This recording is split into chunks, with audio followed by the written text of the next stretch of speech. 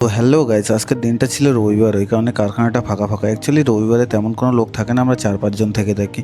তো এমন সময় বৃষ্টি এসেছিলো আর কিছু বন্ধুরা বাইরে ছিল, ওদেরকে বললাম যে ভাই ক্যান্টিনে খাবার হবে না, একটু খাবারটা নিয়ে আসবি। তো ওরা বললো আমাদের কাছে পয়সা নেই আর অনলাইন দেওয়ার মতো কোনো সুবিধা ছিল না। আমি বেরিয়ে পড়লাম এবং দেখলাম যে হালকা হালকা বৃষ্টি হচ্ছে, এদিকে কাছে ছাতাও নেই। তো একটা টেনশন স্বাভাবিকই হচ্ছিল যে ভিজতে হবে না। তো বলতে বলতে চলে গেলাম দোকানে। তো ওখানে গিয়ে কাকাকে অর্ডার দিলাম 2 পিস চিকেন কষা আর 5টা রুটি, কারণ রুটি বেশি খেতে পারে না, তাও নর্মাল 4-5টা হয়ে যায় আর কি।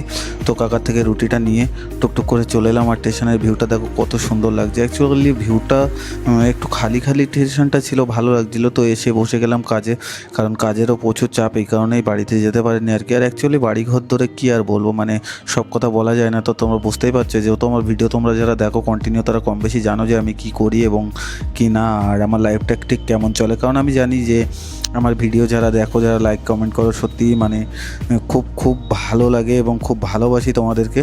তো সর্বশেষ বসে গেলাম চিকেন রুটি নিয়ে খেতে খেতে। এটাই ভাবছিলাম যে আমি আমার মতো বেটার দেওয়ার চেষ্টা করছি ভিডিওগুলো।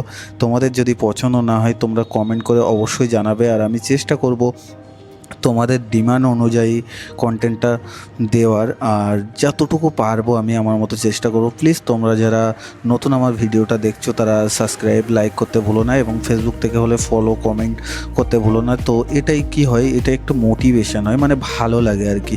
অ্যাকচুয়ালি তো জীবনটাই বোরিং, তো তোমাদের লাইক কমেন্টে একটু হ্যাপি মোমেন্ট পাই আর কি।